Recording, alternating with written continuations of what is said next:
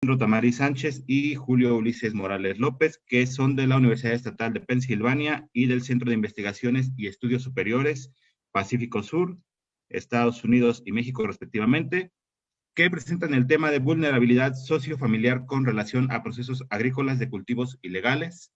Les recuerdo que tienen 15 minutos, por cuestiones de tiempo vamos a ir ajustando, pero adelante. Muchas gracias y bienvenidos. ¿Qué tal? Muy buenos días a todos. Muchas gracias a los organizadores del evento por el espacio y a todos los que están conectados por escucharnos. Soy el maestro Gabriel Tamariz, candidato a doctor, como lo mencionaba Emilio, candidato a doctor en el Departamento de Geografía de la Universidad Estatal de Pensilvania y a su vez estudiante huésped del CIESAS Pacífico Sur. Y está aquí también con nosotros el doctor Julio Ulises Morales López, quien es catedrático e investigador del CIESAS Pacífico Sur, miembro del Sistema Nacional de Investigadores y coautor de este estudio que vamos a presentar juntos, titulado La vulnerabilidad sociofamiliar en la producción de cultivos ilegales, el caso de Oaxaca, México. ¿Sí me escuchas, verdad, Julio?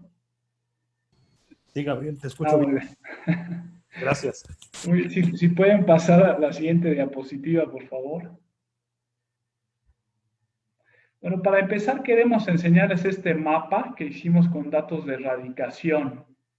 Como podrán ver, la producción de cultivos ilegales en México, estamos hablando de marihuana y amapola, ha involucrado una buena parte de los municipios del país, más de la mitad de los municipios de México. Pero en realidad ha estado históricamente concentrada en la Sierra Madre Occidental, que va de norte a sur de Sonora, Jalisco, y la Sierra Madre del Sur, de Jalisco a Oaxaca, que están ahí circuladas en amarillo. En estas dos sierras se ha dado más de 95% de la erradicación de marihuana y amapola en el país. Ahora, varios estudios han analizado por qué aquí, por qué en estas dos sierras y por qué persiste la producción de marihuana y amapola a pesar de los grandes riesgos para los productores. Estos estudios han analizado factores económico-políticos, orográficos, ecológicos, climáticos, socioeconómicos, y apuntan a ciertos patrones a varias escalas, pero sobre todo a las escalas macro. Pocos son realmente los estudios a escala micro, o sea, que han ido al campo a hablar con la gente y generar información y conocimiento de manera sistemática sobre las razones y las consecuencias de esta producción y su prohibición militarizada, tanto para las personas, las familias, las comunidades, de acuerdo a las particularidades locales y evitando así generalizaciones. Es decir, se conoce poco de los detalles en las numerosas y distintas regiones donde se producen cultivos ilegales. Esto, por supuesto, se debe en buena parte a que tanto en México como en otras regiones del mundo donde se han producido cultivos ilegales es difícil hacer trabajo de campo por los riesgos que implica para quien hace la investigación, ¿no? Y sin embargo hay un gran interés, un interés creciente por entender el por qué y el cómo a nivel micro en el marco de una posible regulación de estos cultivos en México. Lo vemos incluso constantemente en reportajes que salen constantemente en los medios de comunicación. La siguiente diapositiva, por favor. Lo que les vamos a presentar aquí es un trabajo de campo sui generis, enfocado en comunidades del estado de Oaxaca, en donde en el estado de Oaxaca se ha producido marihuana y amapola por lo menos desde los 60s y ocupa el lugar número 6 entre los estados productores de México. Como lo vamos a describir más adelante, este estudio se basa principalmente en entrevistas a campesinos realizadas en 4 cárceles estatales de Oaxaca, cuya ubicación se muestra en el mapa, con esos puntos negros que ven ahí. Una de estas cárceles es femenil, la única cárcel femenil en Oaxaca. La siguiente diapositiva, por favor. Lo que buscamos responder en este estudio son estas dos preguntas que abordamos de la siguiente manera. Número 1, ¿por qué se involucran familias campesinas en la producción de cultivos ilegales? Que abordamos con un análisis comparativo de rentabilidad con cultivos tradicionales y con datos precisos del uso que se hace del dinero derivado de esta actividad. Y número 2, cómo participan los miembros de la familia en el cultivo y en el manejo de los riesgos, que abordamos analizando los roles de género y edad en la producción, vigilancia, transporte y venta. Y, por otra parte, analizando el papel que juega la familia en el manejo de los riesgos. Aquí le voy a ceder la palabra al doctor Morales. Gracias, Gabriel. Bueno, pues como panorama o como horizonte analítico conceptual, nuestra investigación está basada en los estudios de la vulnerabilidad, en este caso vulnerabilidad sociofamiliar, ya que desde un inicio del estudio con las entrevistas en las cárceles a campesinas y campesinos, comenzamos a entender que era muy relevante el tema de la familia. Entonces, albergamos esta posibilidad de basarnos en este marco conceptual para poder tener pues, un criterio analítico adecuado a lo que nos estábamos enfrentando con los datos empíricos. Como vulnerabilidad sociofamiliar, pues tenemos que es la valoración crítica o la susceptibilidad a ser impactados por los cambios o los procesos que se dan en los entornos, en los distintos entornos. Como sujetos sociales, estamos imbrincados en una serie de entornos y de procesos tanto económicos, sociales, políticos, climatológicos, ambientales, de muchos tipos. Entonces, en esta vulnerabilidad, pues lo que se trata de entender basado en diferentes autores es el nivel de afectación, el nivel de resistencia que se puede tener a partir de los cambios o de los impactos que se dan en estos entornos. Aquí hay que señalar que estos cambios o impactos pueden ser de índole exógena, es decir, pueden ser las políticas públicas, puede ser un huracán, pueden ser los cambios en los precios de la marihuana o de la amapola, de la goma de la amapola, pero también pueden ser las regularizaciones en Estados Unidos, por ejemplo, pueden ser otros factores como la militarización, pero además de esos efectos macro o exógenos, tenemos efectos de índole pues local o micro, que también advertimos en este estudio.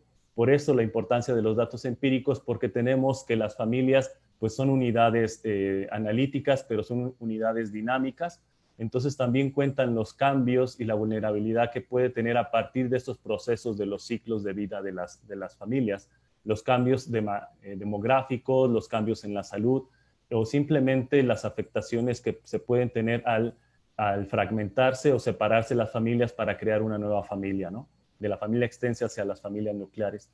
Entonces, en este sentido, para entender el marco analítico, que bueno, en la ponencia en extenso lo verán más,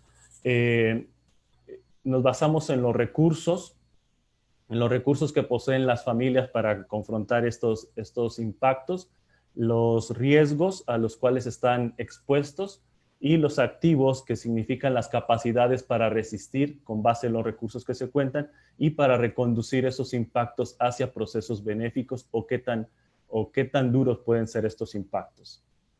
Cedo la palabra a Gabriel. Sí, bueno, nuestra metodología usa una combinación tanto de datos primarios como secundarios.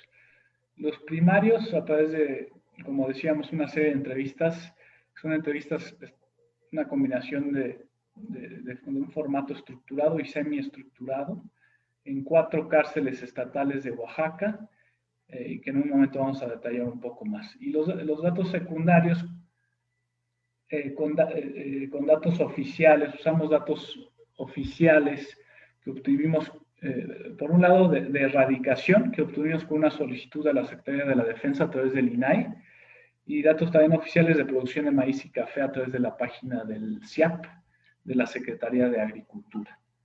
La siguiente, por favor. Ahora, algunos datos demográficos de los entrevistados. Fueron 68 entrevistados, casi todos entrevistados más de una vez, originarios de 43 municipios, 10 eran mujeres, 58 hombres, de 26 a 71 años de edad, 41 años en promedio, 74% de ellos bilingües, es decir, hablaban una lengua indígena como su lengua materna, además del castellano, De hecho, varios de ellos aprendieron a hablar el castellano en la cárcel, y con una educación formal de 0 a 15 años, 5.5 años en promedio. La que sigue, por favor. Aquí les queremos mostrar algunas fotos para que más o menos se dieran cuenta de cómo era la situación. Nuestra primera aproximación fue dar algunas pláticas, unas ponencias con ellos para discutir temas relacionados con esta investigación. Si le vamos cambiando a las diapositivas. Y también presentamos algunas películas también relacionadas con esta investigación, y ya con eso fuimos ganando la confianza necesaria para las entrevistas que sucedieron después. Hay algunas fotos de nosotros entrevistando. Ahora, ¿qué es lo que encontramos? ¿Cuáles son nuestros hallazgos? Respondiendo a la primera pregunta, ¿no?, que presentamos al principio, ¿por qué se involucran familias campesinas en la producción de cultivos ilegales? Tenemos un análisis preliminar de qué tanto más rentable es la producción de marihuana y amapola frente a otros cultivos clave, que son el maíz y el café. Sabemos que son más rentables, es obvio, ¿no?, pero no qué tanto más. Aquí nada más consideramos los municipios en donde ha habido erradicación, que son 76% de los municipios en Oaxaca. Y comparamos a los 4 cultivos en términos de, como lo dice ahí la tabla, hectáreas en promedio al año, hectáreas sembradas, kilogramos cosechados por hectárea, precio por kilogramo e ingresos por hectárea. Lo que encontramos en síntesis es que a rendimientos y precios intermedios, el precio por marihuana en una hectárea es alrededor de 50 veces superior al del maíz y 23 veces superior al del café. Mientras tanto, el ingreso por amapola en una hectárea es alrededor de 47 veces superior al del maíz y 21 veces superior al del café. La siguiente diapositiva, por favor. Ahora, nuevamente, respondiendo a esta primera pregunta de por qué se involucran familias campesinas en la producción de cultivos ilegales, tenemos información precisa de en qué usan el dinero de la venta de la cosecha ilegal, ¿no? Como verán en esta tabla de la derecha, se usa la gran mayoría del dinero en los gastos y patrimonio de la familia. Hay un mensaje aquí que dice que no se escucha. ¿Los demás sí me escuchan? ¿Tú sí me escuchas, Julio? Yo te escucho bien, Gabriel. Sin problema, se escucha. Ah, muy bien. Sí se escucha. Entonces decía yo, la columna de la derecha muestra el número de entrevistados que mencionaban cada elemento. Cada entrevistado mencionó más de un elemento, ¿no? Como vemos, el dinero de la venta de la cosecha ilegal, sobre todo se usa para la construcción, ¿no? La construcción de una casa, un cuarto, un piso, comprarse un terreno, comprar alimento, un coche, ganado, ropa y calzado, en reinvertir en la producción agrícola, productos del hogar como electrodomésticos, jabón, detergente, etcétera, en la educación de los hijos, en una camioneta de carga y en comprar medicinas. Ahí el 1.11 debería decir medicinas, fueron mencionadas por una entrevistada. Pero también, en el punto 2, vemos cómo se usa el dinero en elementos no relacionados, o al menos no directamente relacionados con la familia, como son comprar armas, comprar alcohol, pero también se invierte en la comunidad, ¿no? Para construcciones y festividades de la comunidad, en pagarle un abogado para salir de la cárcel y en pagar los gastos para emigrar a Estados Unidos. La siguiente, por favor. Respondiendo a la segunda pregunta ahora, de cómo participan los miembros de la familia en el cultivo y en el manejo de riesgo, tenemos que 63% de los entrevistados afirmaron que todos los miembros de la familia nuclear participan a lo largo del proceso de producción, desde preparar la tierra y sembrar hasta cosechar, como si se tratara de la milpa. La decisión de que participen las mujeres y los niños corresponde al jefe de la familia, que es generalmente el padre. El restante 37% de los entrevistados afirmaron que las mujeres y los niños no participan en ninguna fase de la producción de marihuana y amapola, pero tampoco en el transporte local, o sea, municipal, de la cosecha, ni en la venta de la cosecha. En estos casos se involucran solamente hombres, adolescentes y adultos. Esto se debe a que se considera una actividad peligrosa o a que se realiza a distancias inusualmente lejanas. También se debe a que en algunas familias las mujeres en general no trabajan en el campo. Ahora, 8 entrevistados mencionaron que en sus comunidades las mujeres en ocasiones solamente llevan alimentos a los trabajadores, como con otros cultivos, y o ayudan en la limpia de los cogollos de la marihuana, que consiste simplemente en quitar ramas y semillas. Ahora, sí hay mujeres a cargo de la producción de cultivos ilegales, y estas son casi en su totalidad madres solteras, viudas, o cuyos esposos o parejas han emigrado o han sido encarcelados. Ahora, con esta misma excepción de madres solteras, viudas o con esposos emigrados o encarcelados, el transporte local y la venta de la cosecha la realizan los hombres, pues son los momentos de mayor exposición, o sea, las actividades más arriesgadas. También con dicha excepción de madres solteras, viudas o con esposos emigrados o encarcelados, son hombres quienes vigilan el cultivo para evitar el robo durante las semanas previas a la cosecha. Aquí un breve paréntesis rápido sobre el robo de la cosecha de marihuana, porque fue mencionada como uno de los riesgos más fuertes para quien produce estos cultivos. El robo es muy común y para evitarlo, 1 o 2 encargados permanecen armados en la parcela o cerca de ella día y noche durante este periodo de 1 o 2 semanas. En la mayoría de las comunidades rurales de Oaxaca, los hombres tradicionalmente aprenden a usar rifles de bajo calibre y escopetas para la caza, para la cacería. Los ladrones de cosecha cortan los cogollos de marihuana en la noche. En cambio, la goma de opio es robada mediante asalto una vez cosechada. Esto se debe a que la extracción de la goma es tardada y requiere de conocimiento y precisión. Dado que es más peligroso para los ladrones asaltar que robar en sigilo, los productores de amapola corren menos riesgo de robo que los productores de marihuana.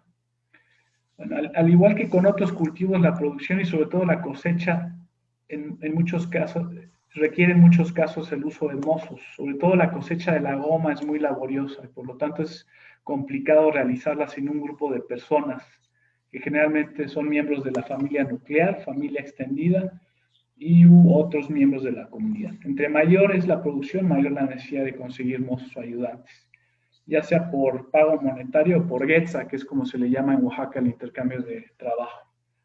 Siguiendo la tradición de la guetza, hay amapoleras que forman una organización, así le llama, que consiste en ayudarse en grupos unos a otros para la cosecha. Ahora sí, la siguiente, por favor. Ahora, un punto importante es diferenciar entre pequeños y medianos productores. A diferencia de los pequeños productores, que son la mayoría de quienes cultivan marihuana y amapola en Oaxaca, los medianos productores de marihuana y amapola y sus familias en Oaxaca generalmente no participan en la producción y en cambio contratan mozos originarios del mismo municipio, como lo hacen con otros cultivos comerciales. Por otro lado, también es muy importante señalar que la familia es clave para el manejo de los riesgos. Frente a los ladrones ya vimos que se quedan en la parcela las semanas previas a la cosecha, ¿no? Generalmente son familiares los que se quedan. Y por otro lado, frente a los delatores o chismosos que denuncian a los productores de marihuana o amapola con las autoridades locales, policías estatales o soldados, algunos productores usan solamente mano de obra familiar, procurando que nadie más se entere de la producción. Denunciar a un vecino que produce por producir cultivos ilegales generalmente responde a conflictos personales o familiares previos o a una oposición generalizada en la comunidad de estos cultivos. En cambio, en municipios donde la gran mayoría los cultiva, no hay necesidad de ocultarse ante los vecinos, ¿no? Otro momento clave en que la familia ayuda al manejo de los riesgos es cuando llegan los soldados a erradicar. Familiares, amigos y socios inmediatamente se avisan de la llegada de los soldados al municipio o a un municipio vecino. Si en ese momento los productores se encuentran en la parcela, pues toman sus pertenencias, incluyendo víveres e instrumentos de trabajo, y regresan al pueblo. Si en cambio los productores se encuentran en el pueblo cuando son avisados de la llegada de los soldados, simplemente permanecen en el pueblo hasta que los soldados se hayan ido, días o a veces hasta semanas después, esperando que no sean sus parcelas las que fueron encontradas y destruidas. Ahora, finalmente, los riesgos que corren los productores no son solamente la erradicación, el encarcelamiento y el robo, como ya vimos, sino también la represión por parte de los soldados, que fue descrita a detalle por los entrevistados y que se dio sobre todo en los 80s y 90s. Por otro lado está la caída abrupta de los precios que provoca la pérdida la pérdida de la inversión, de la cosecha, y muchas veces genera migración masiva, y finalmente el trabajo forzado, que bueno, no es muy común. En Oaxaca al menos, ¿no? En nuestra muestra de 43 municipios, solamente en un municipio había una organización de tráfico de drogas Un minuto, por favor. que tenía el control de la producción y del territorio. En los demás municipios se describió la producción como completamente voluntaria. La siguiente, por favor. Bueno, tenemos ya muy poco tiempo para culminar. ¿Me puedes pasar directamente a las conclusiones, por favor? Bueno, ¿cuáles serían las conclusiones ya para no llevarnos más tiempo? Concluimos que la vulnerabilidad social sí es importante para que las familias incursionen en los cultivos ilegales, pero no es determinante para, es decir, no las más vulnerables son las que incursionan y las que se mantienen en los cultivos ilegales. Aquí hay un dato que hay que seguir profundizando para poder entender un poco más a profundidad esta correlación. También otro dato importante de las conclusiones es que lo que puede determinar si las familias incursionan o cuánto tiempo se pueden mantener en estos cultivos son los riesgos. Los riesgos son más determinantes para saber la proporción de cultivos o de hectáreas que se pueden sembrar. Obviamente, a más hectáreas, mayores son los riesgos que se van a correr. Y bueno, ¿cuáles serían los pendientes de esta investigación que aún faltan por describir o que ahondaremos próximamente en otras oportunidades? Bueno, la armonización religiosa entre el sistema Milpa y los cultivos ilegales. Si bien los cultivos ilegales se basan en el sistema Milpa, en la forma social y familiar del sistema Milpa, el sistema Milpa es mucho más complejo, ya lo sabemos, sobre todo porque es una relación cosmogónica y religiosa, y en ese sentido habrá que profundizar qué tanto de esta religiosidad también se traspasa hacia los cultivos ilegales. Otro dato a analizar son las desigualdades de género y las desigualdades de edad al interior de las prácticas agrícolas que tiene que ver con el sistema Milpa y si son traspasadas hacia los cultivos ilegales. Y por último, pues la tendencia hacia la armamentización y la segmentación familiar, ya lo dijo Gabriel hace un momento, hay conflictos, hay rencillas que al tener mayor recursos económicos, las familias se están armando y por ende está existiendo mayor escalada de violencia. No quiere decir que estos cultivos provoquen la violencia, pero sí se da una escalada mucho mayor de conflictos que ya antes habían en estas comunidades. Gracias. Muchas gracias. Y entonces pasamos ahora al trabajo de violencia sutil en las relaciones de pareja, universitarios y universitarias, que presentan Emma Zapata Martelo y María del Rosario Ayala Carrillo, del Colegio de Postgraduados Campus Montecillos y la Universidad de Santiago de Compostela, México, respectivamente. María del Rosario Ayala. Sí. Bueno, muchas gracias. Hice el Gracias. ajuste a 20 minutos, entonces adelante, por favor. Tiene 20 minutos. Sí, gracias. Bueno, buenos días. Les voy a presentar este trabajo, que es parte de un trabajo más amplio sobre violencia en las universidades. Y aquí solo voy a presentar las parejas de universitarios y universitarias. La siguiente, por favor.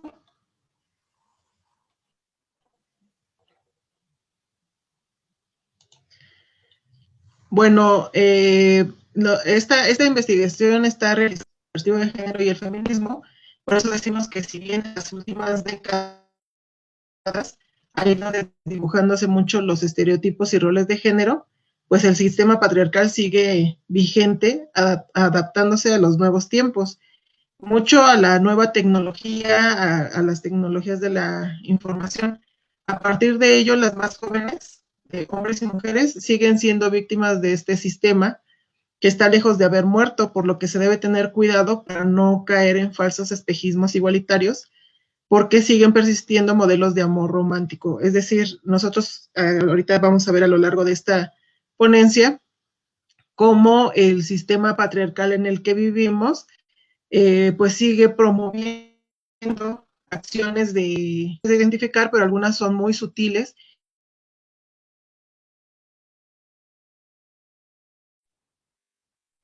Creo que tenemos un poco de problemas de audio.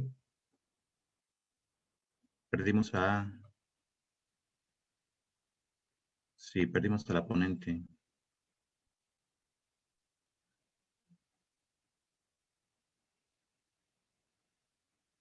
Damos un momento a ver si podemos recuperarla.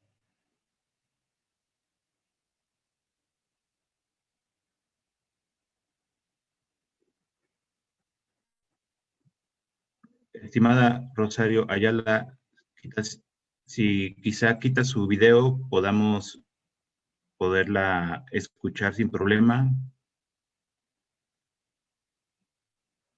Veo que está conectada, pero no la escuchamos nada.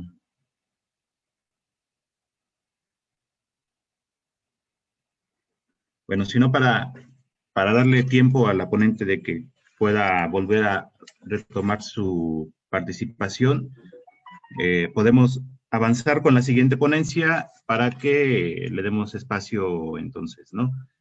Le pediría entonces a Mónica Elizabeth Arandia Mondragón y la ponente Ilitia Guevara para que presenten su trabajo, inmigración laboral, vulnerabilidad y relaciones de poder al interior de las familias. Ellas vienen de la Universidad Autónoma de Querétaro, México. Igual, adelante, por favor, son 20 minutos. Hola. Bueno, espero que me escuchen todas y todos. Mi nombre es Mónica Arandia y actualmente me encuentro estudiando la maestría en estudios históricos, también en la Universidad Autónoma de Querétaro. Este trabajo que vamos a presentar el día de hoy se desarrolló con mi doctora, me acompañó en este proceso, la doctora Ilitia Guevara Hernández, que es profesora e investigadora también de la Universidad Autónoma de Querétaro. Bueno, vamos a la siguiente diapositiva. Lo que presentaremos el día de hoy, vamos a darle esta introducción. Queremos también hablar un poco de las familias inmigrantes que se encuentran insertas en una violencia estructural, ¿no? Bueno, una violencia estructural, una violencia de género. Después vamos a ver cuál es la aproximación epistemológica y metodológica que estamos presentando en el trabajo. Específicamente vamos a hablar de familias inmigrantes en Querétaro y qué condiciones de vulnerabilidad y violencia de género tienen estas familias en su condición de inmigración y finalmente las conclusiones. Entonces, bueno, vamos a la siguiente diapositiva. Habré que verlo de manera transversal, cómo se relaciona las circunstancias de las familias una vez que han decidido inmigrar y bueno, consideremos que la inmigración siempre está atravesada por una voluntad de mejorar la vida. Ese cambio de residencia de los individuos, bueno, implica que cambie de sus límites geográficos, de su división geográfica y es una estrategia en la economía familiar, pero que en la mayoría de los casos está motivada por pues una violencia estructural que subyace en el lugar de origen, ¿no? Nadie que goce de una vida plena, con buena economía, con buena seguridad, va a decir, sí, quiero irme de aquí, ¿no? Y probar suerte en otro lado. En realidad, esto tiene que ver con algo que está buscando, ¿no? Mejorar esa posibilidad. Ahora, en cuanto a las familias, pues consideramos que en las familias, al ser estas relaciones que existen entre sus miembros, siempre va a haber estas relaciones de poder y hay estos factores como cambiar de domicilio, como enfrentarse a nuevos retos, perder las redes de apoyo, que se van a tensionar esas relaciones y van a develar o van a aumentar las asimetrías de poder que existen entre las personas. Ahora, nada más para tenerlo así como la base y el concepto que tenemos de familia es según Palacios, ¿no? Es una institución social que se organiza a partir de esas relaciones de parentesco y están normadas por pautas y prácticas sociales establecidas. Esto es muy importante porque estas pautas y estas normas también van a permitir que la gente se comporte de cierta forma o de una forma distinta, ¿no? Estas normas implican el cómo tienen que comportarse las personas para dentro de la familia y para con el resto de su sociedad. Ahora,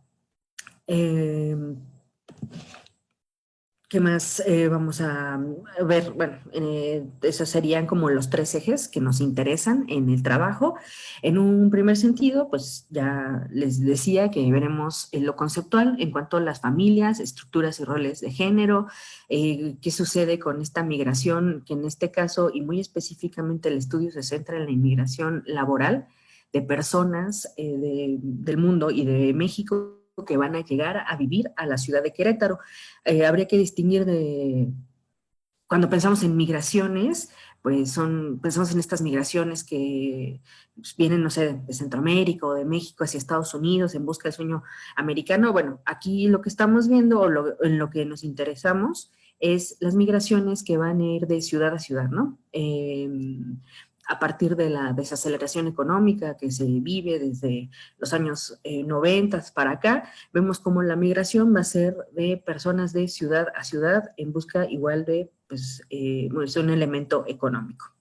Bueno, ahora, ¿qué más vamos a ver? Bueno, la investigación que hicimos tiene una perspectiva cualitativa y pues lo que intentamos es acercarnos con las personas, hicimos varias entrevistas. Ahí ya se nos adelantó. Vamos a en la diapositiva 4. Vamos a regresarnos a la diapositiva 4. Bueno, ahora, para analizar a las familias, nos interesa cuál es su estructura, en qué ciclo de vida se encuentran. Bueno, las estructuras familiares, en un sentido, bueno, a través de los autores que estamos utilizando, son familias o biparentales tradicionales, ¿no? Podemos pensar en papá, mamá, hijos, hijas, familias extensas, familias compuestas o reconstituidas, familias monoparentales, familias homoparentales, y hay otro detalle que también se agrega con Vázquez, que son las familias uniparental, o sea, familias unipersonales. Esto, a pesar de que suena bastante extraño, son personas que aquí viven solas o solos, pero aún así siguen relacionándose de alguna forma, ¿no? Con el resto de su familia nuclear que dejaron atrás. Bueno, el ciclo de vida también nos interesa porque dependiendo si tienen hijos o no y qué edad tienen los hijos, son distintos retos a los que se enfrentan las familias. Ahora, en cuanto a los roles y estereotipos de género, pues es en la familia donde se socializa el deber ser hombre o el deber ser mujer. Entonces, estos roles de género los entendemos como las normas y las prescripciones a partir de las cuales se asignan las tareas, las responsabilidades, obviamente están situados en un contexto, es el contexto actual, histórico, cultural, ¿no? En el que vivimos en una sociedad patriarcal, y esto es aceptado también socialmente. Claro que varía de acuerdo a la cultura, de acuerdo a la clase social, al grupo étnico, al estrato generacional, ¿no? Tenemos ahí relaciones no solo de género, sino pues encuentros de generación. Y bueno, estos roles y estereotipos de género también son de tipo productivo, ¿no? Son actividades que se desarrollan en un ámbito público, de tipo reproductivo, están relacionadas con el cuidado de la vida y cómo se educa también, y comunitario, ¿no? Es cómo nos relacionamos a partir de estos roles y estereotipos de género con el resto de la comunidad a la que se pertenece. Ahora,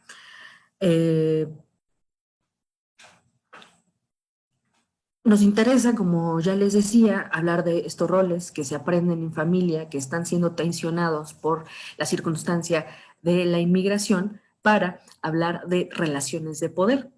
Entonces, bueno, estas relaciones se establecen entre los géneros a partir de los roles y estereotipos que ya estaban pues establecidos a través de pues, la reproducción en la educación. Para Foucault, no todas las relaciones son relaciones de poder, pero también pues habría que ahí distinguir o apuntar cómo hay pues una persona que tiene la posibilidad de controlar o dominar sobre la vida de otras personas, y pues estas personas también lo van a aceptar, lo van a reproducir y lo pueden, ¿no?, hacer con otras personas. Todas las relaciones, como les decía, implican la existencia de poder, particularmente las relaciones afectivas. También en esta investigación quisimos darle una dimensión a las subjetividades de las mismas familias en cuanto pues a lo afectivo, no solo que se pudiera medir económicamente cómo hay una relación asimétrica, ¿no?, de poder. Bueno, ya lo veremos. Bueno, entonces podemos decir que las relaciones basadas en género son relaciones asimétricas de poder, pues no parten de la equidad, parten de esas diferencias que tienen las personas, en donde, bueno, como sabemos, el trabajo masculino, el trabajo es en el exterior, es se tiene un mejor valor del trabajo masculinizado, a diferencia del trabajo femenino, que es al interior de las familias, que es algo doméstico, que está en el ámbito privado, ¿no?, a diferencia del ámbito público. Y bueno, con esta división sexual del trabajo es que se asignan también las tareas, los papeles, las prácticas y las funciones y las normas que tanto hombres como mujeres van a desarrollar hacia adentro de la familia y a su vida en comunidad. Ahora, ¿cómo esto violenta? Bueno, es que la violencia es una acción planeada, ¿no? Bueno, la violencia, vamos a definirlo, es una acción planeada por un individuo que ejerce sobre las otras personas con una intención. De una intención puede ser de lastimar, con una intención de mantener cierto orden, mantener ciertas normas. Y no necesariamente es el uso de la fuerza física, sino hay muchas otras formas en que la violencia se puede manifestar, y eso se hace también evidente en las relaciones generizadas que existen dentro de las familias. Como ya lo veíamos, está relacionado con estos roles y estereotipos de género, de lo que pueden hacer las personas y no van a poder hacer las personas en su vida. Bueno, entonces, aquí lo que estamos viendo es que este factor de migración lo que va a hacer es develar los roles y estereotipos de género que las familias ya tenían, pero que antes de inmigrar en su ciudad de origen, con su familia extensa que está cerca de ellos, con sus amigos, con sus redes de apoyo, no se notaba tanto. Y entonces, una vez que las familias emigran y se encuentran solas, es hacia el interior de las familias que tienen que resolver las actividades y necesidades de la vida cotidiana, y se va a resolver a través de los roles y estereotipos de género. O sea, es una imposición, es una forma, bueno, que es coercitiva de la libertad, ¿no? Coarta la libertad de las personas, por así decirlo. Bueno, vamos a la siguiente diapositiva. En cuanto a la aproximación epistemológica, pues lo que nos interesó es cómo esa migración, como el cambio de residencia, influía en esas familias. Después, cómo la misma migración va a transformar, va a cambiar, ¿no?, los roles y los estereotipos de género, y cómo se valora el trabajo no remunerado dentro de las familias y en la comunidad, y cómo son las relaciones de poder en general de las familias. Vamos a la siguiente diapositiva. Muy bien, para entender un poquito de la población y la demografía, bueno, el estudio se situó en Querétaro, específicamente en el municipio de El Marqués, ¿no? Y ahí vemos algunos datos, un poco más de 2 millones de personas es la población de Querétaro, y lo muy interesante, el 22% de la población no ha nacido en Querétaro, ¿no? Por su parte, el municipio del Marqués, el 11% de la población hace 5 años no vivía ahí, ¿no? Entonces, estamos también hablando que Querétaro, o que diga, El Marqués es uno de los 4 municipios de Querétaro que más inmigrantes atrae. ¿Por qué? Porque este municipio tiene una particularidad, tiene 13 parques industriales donde se albergan cientos de empresas, se ofertan más de 32,000 empleos. Sumado a esta oferta de empleos Son empleos, la mayoría técnicos, para arriba.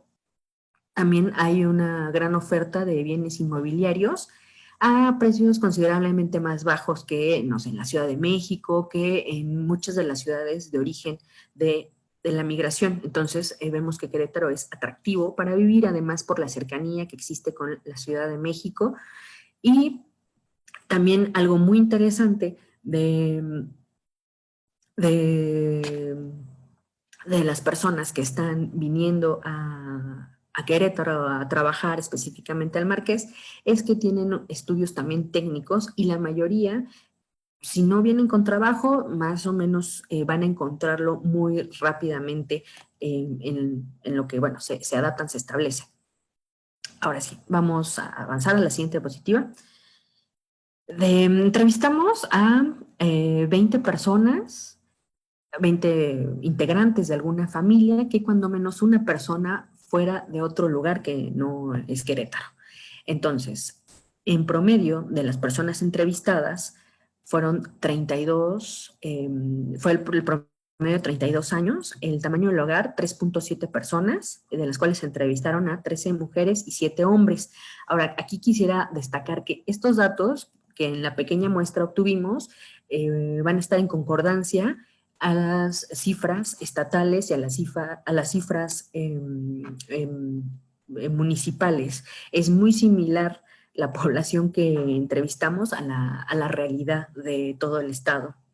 Esta muestra se tomó en un fraccionamiento de El Marqués, que está muy cerca de parques industriales. Es una unidad habitacional que pretende tener 2,000 familias habitando, bueno, son 2,000 viviendas, por supuesto van a ser muchísimas más personas, y también ese factor inmobiliario es algo a destacar porque, pues como hemos visto también a lo largo de todo el territorio mexicano, alrededor de las urbes es que se están, bueno, desde hace unos años también se construyen, ¿no?, estos diferentes fraccionamientos y unidades habitacionales, y eso también a la larga ha generado muchos problemas porque no tienen todos los servicios o porque estas unidades habitacionales están muy lejos de las zonas de trabajo, muy lejos de la ciudad y muy lejos de cualquier servicio básico, ¿no?, que se necesita.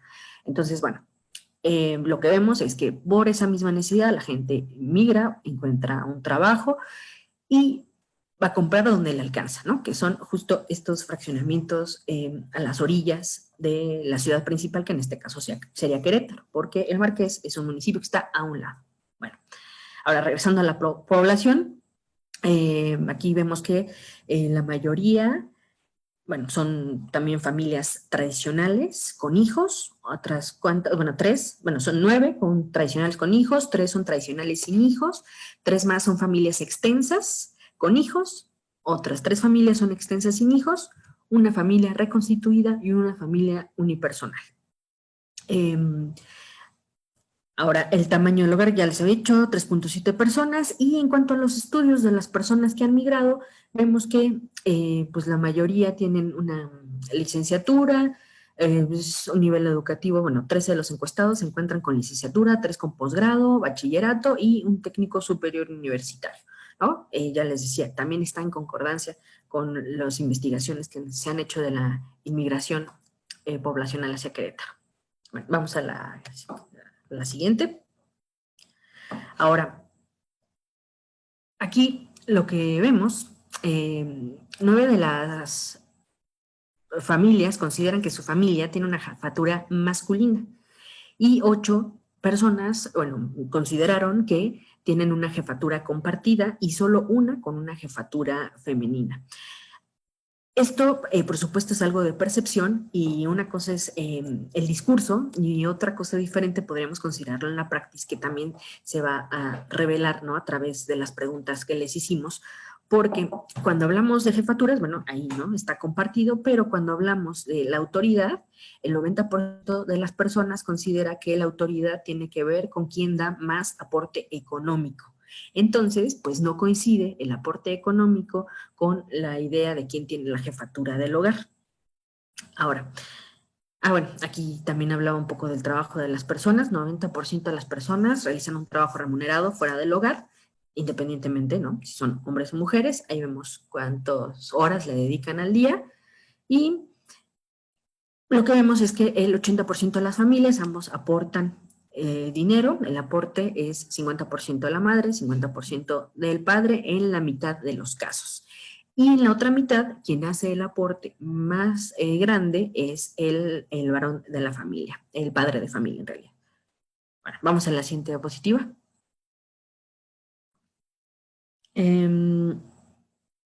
Ahora, una cosa es quién ingresa el dinero, cómo lo ingresan, de dónde viene y cómo se toman las decisiones que se hace con ese dinero, cómo se toman las decisiones del tiempo libre, las actividades recreativas, y en general, y al menos a través del discurso que manifiestan las familias, es que lo hacen ambos.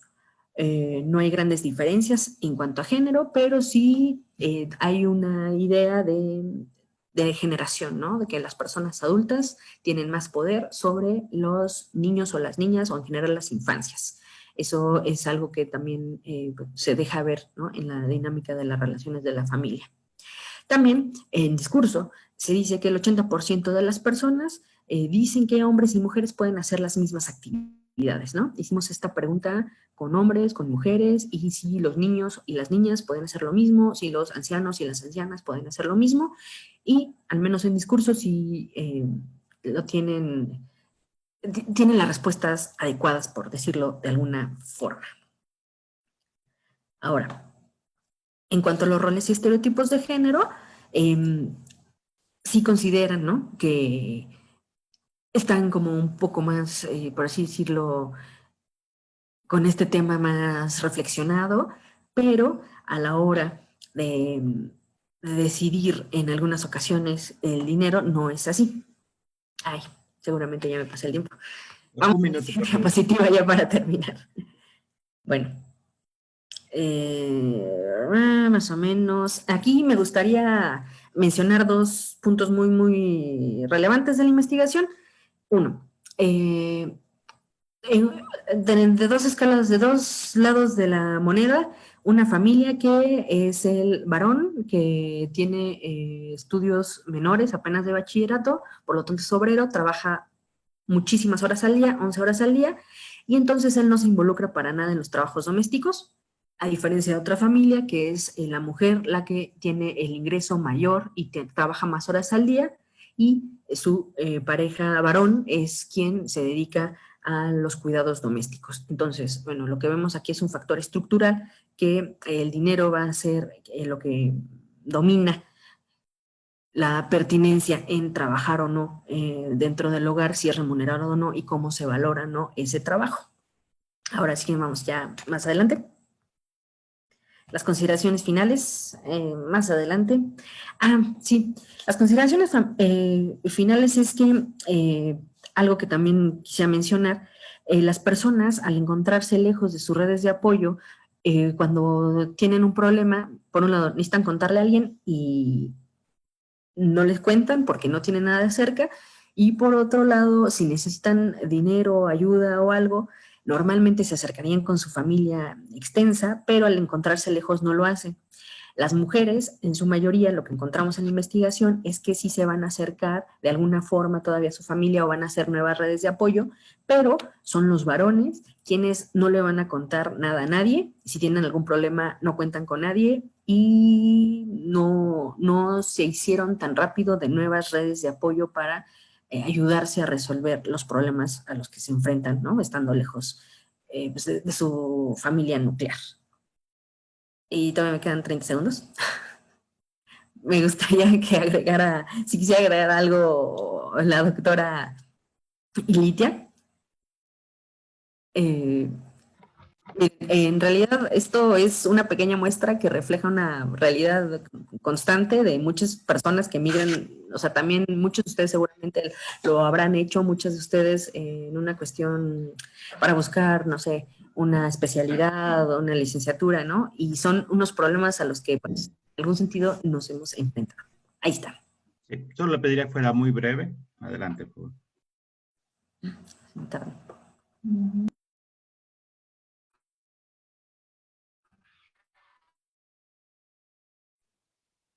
No, no la escuchamos.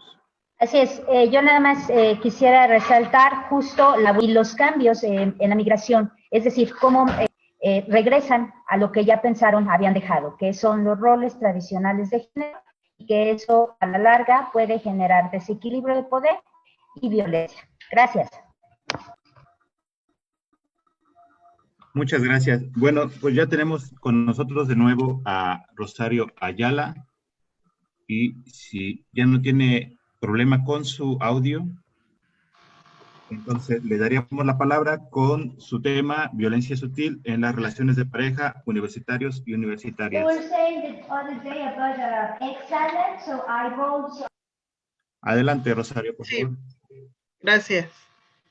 Si me ponen la presentación, por favor.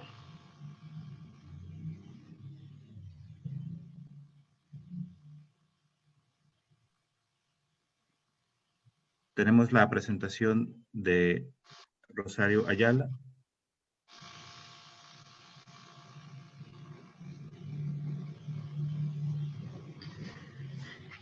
Creo que estamos teniendo un poquito de problema con la presentación. Ya lo habían puesto hace rato, ¿no? Bueno, ya lo tenía. Sí.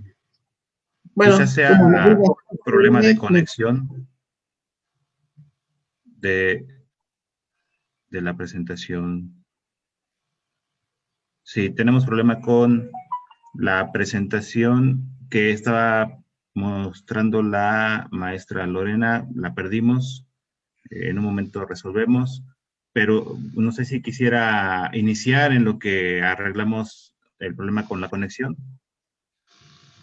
Bueno, sí, está bien. Gracias. Bueno, les voy a presentar avances de una investigación más amplia sobre violencia en las universidades. Y dentro de las universidades, pues los jóvenes, hombres y mujeres, frecuentemente van formando pareja. Entonces, preguntamos no solamente sobre la violencia que viven dentro de la universidad, sino la violencia también que se da en las relaciones de pareja de los universitarios y universitarias. Bueno, pues esta investigación está realizada desde el aspecto de género y del feminismo, y consideramos que si bien en las últimas décadas han ido desdibujándose mucho de los estereotipos y roles de género, un poco como lo decía la ponencia anterior también, pero vemos que el sistema patriarcal sigue vigente, adaptándose a los nuevos tiempos, y a pesar de ello, las más jóvenes, hombres y mujeres, siguen siendo víctimas de este sistema que está lejos de haber muerto, por lo que se debe tener mucho cuidado para no caer en falsos espejismos igualitarios, sobre todo en la educación y en la universidad, donde a veces se piensa que debido a que hombres y mujeres hemos ingresado en igual condición, o a veces incluso hay más mujeres que hombres en las universidades, pues ya hay una situación de igualitarismo. Sin embargo, pues esto no sucede así. Y en estas relaciones de los jóvenes, muy frecuentemente persiste el amor romántico que nos puede llevar a situaciones de violencia. Bueno, a través de este trabajo mostramos algunos resultados de un trabajo más amplio que ya les comentaba, y en este solamente tratamos de responder. Ya tenemos la presentación. Si usted me indica en qué diapositiva la ponemos. Siguiente, por favor. Ajá, en esta parte de esta ponencia solamente vamos a tratar de responder a dos preguntas. ¿Cuáles son las manifestaciones de violencia más frecuentes en las relaciones de pareja dentro de las universitarios y universitarias? Y si hay diferencia entre la violencia que experimentan hombres y mujeres. La siguiente, por favor. Bueno, ubicamos este tema de la violencia de género en las parejas jóvenes de universitarios dentro de un sistema patriarcal en donde se siguen reproduciendo estereotipos de género. Y bueno, en la escuela tenemos ya los estudiantes traen un contexto cultural y un sistema de valores propios. Sin embargo, al relacionarse con su pareja, digamos, pueden propiciar otras relaciones de amor romántico que pueden llevar a la violencia. Estos estereotipos en el amor romántico, específicamente, es lo que nos puede llevar a manifestaciones de violencia. La siguiente, por favor. Entonces, dentro de los estereotipos de este amor romántico, pues se espera que hombres y mujeres se comporten de cierta manera. Entonces, las mujeres se sigue reproduciendo actualmente que ellas deben de ser afectivas, tiernas, sensibles, amorosas, honestas, delicadas y fieles, ¿no? Y los hombres, pues, deben ser fuertes, protectores, poco sensibles e incluso se permite la infidelidad. Una característica es, muchas mujeres incluso señalaron que ellas buscan un hombre que las proteja, ¿no? Entonces es parte de este amor romántico, de la idea que tenemos de un amor romántico. Este amor romántico, pues, se basa en 3 principios básicos, digamos. Que el amor todo lo puede, y se sigue manifestando la idea de que la persona va a cambiar, que por amor todo se puede, todo puede cambiar, incluso superar la muerte. Otro principio del amor romántico es el amor a primera vista, es decir, el flechazo de Cupido. Y otro, también muy recurrente, es la media naranja, que se espera que una pareja venga a complementar lo que a otra persona, lo que le hace falta, digamos, a un hombre o a una mujer. La siguiente, por favor. Entonces, bueno, durante el noviazgo, las relaciones entre las parejas tienen un enorme contenido afectivo y emocional, y de forma que las agresiones se justifican con falsos argumentos de amor romántico que encubren la violencia o hacen que aparezca como desapercibida o justificada, porque digamos que muchas acciones que realmente son violencia, pues a veces se desdibujan por este amor, diciendo que es parte de la importancia que se da a la pareja en el noviazgo, ¿no? Debido al halo de romanticismo patriarcal que adorna las relaciones de noviazgo, con frecuencia algunas manifestaciones sutiles de violencia ante situaciones cotidianas, como cambio de planes, celos por las amistades con otras personas, por la forma de vestir o de peinarse, el éxito académico, entre otras, pues lleva a situaciones que son de violencia sutil, pero que al mismo tiempo esta violencia puede llevar a otras más graves, puede ir en aumento esta violencia. Y bueno, ahora con las nuevas tecnologías, pues mucho se da el estar vigilando a la pareja por medio del celular, ¿no? La siguiente, por favor. Entonces, la violencia en las parejas jóvenes sigue guardando especial relación con la mitificación del amor romántico, y bajo esta idea de amor no suelen percatarse cuando son víctimas de maltrato. No se trata de violencia física, generalmente son otros tipos de violencia más sutiles que pueden pasar desapercibidas. La siguiente, por favor. Bueno, entonces esta investigación pues se hizo a partir de una metodología cuantitativa y se realizó una encuesta a 1,073 estudiantes, de los cuales 581 eran hombres y 492 mujeres, de 9 universidades públicas y privadas de los estados de Chiapas, Sinaloa, Estado de México y Ciudad de México. Y para este análisis, pues solamente tomamos de esta población total que se realizó, el 70% que fueron las y los estudiantes que dijeron que tenían una pareja, para ver precisamente pues la violencia en las relaciones de pareja.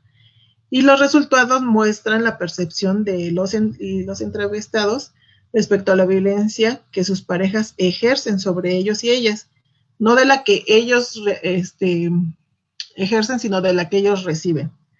La siguiente, por favor. Bueno, dentro de los resultados, vemos que las manifestaciones más frecuentes de violencia están relacionadas con el ejercicio del control de la pareja. Tanto hombres como mujeres dicen que sus parejas quieren saber todo lo que hacen, dónde y con quién están, además de vigilar sus llamadas, los mensajes del móvil, del mail, etc. Por eso le llamamos violencia sutil, porque pareciera que vigilar las llamadas o querer saber dónde y con quién están, pues son parte de la preocupación, ¿no? de la otra pareja. Pero sí llega a ser un acoso, entonces por eso lo tipificamos como un tipo de violencia sutil. El miedo a perder el control sobre la pareja funciona como una excusa para que el maltratador o maltratadora, porque también, como lo vamos a ver, hombres y mujeres ejercen este tipo de violencia, pongan en marcha la estrategia de control y la violencia que consideran legítimo ejercer. O sea, por como es tu pareja, tu novio, tu novia, crees que tienes derecho a conocer y vigilar y tener el control sobre la pareja. La siguiente, por favor. Las siguientes formas de violencia, tanto para mujeres como para hombres, están relacionadas con los celos. Señalaron que su pareja les deja de hablar o de llamar sin dar una explicación para demostrarle su enfado, y se enfada si llaman por teléfono o hablan con otra persona. Las relaciones, entonces, podemos decir que las relaciones entre celos y amor frecuentemente no se presentan como algo peligroso. Por el contrario, se cree que al no sentir celos, se es indiferente a la otra persona, ¿no? Entonces, esta idea de amor romántico nos lleva a pensar e incluso desear que la otra persona esté celoso o celosa de su pareja, ¿no? La siguiente, por favor. Bueno, entonces aquí tenemos esta gráfica que representa las opciones más importantes que señalaron los y las entrevistadas. Estas son las manifestaciones de violencia en las relaciones de pareja que suceden, pueden suceder muchas veces o pocas veces, ¿no? O sea, aquí, si pueden observar, los hombres en muchas de las opciones, ellos señalan que se sienten más controlados o más vigilados por sus parejas mujeres, a comparación de las mujeres, que ellas sí también se sienten vigiladas, pero digamos que los hombres reportaron más este tipo de manifestaciones de violencia. Una de las donde manifiestan más, tanto hombres como mujeres, pero que las mujeres es un poquito más, es que quieren saber todo lo que hacen, dónde y con quién están. Y los hombres señalan que las mujeres los vigilan más en sus llamadas y los mensajes de móvil, ¿no?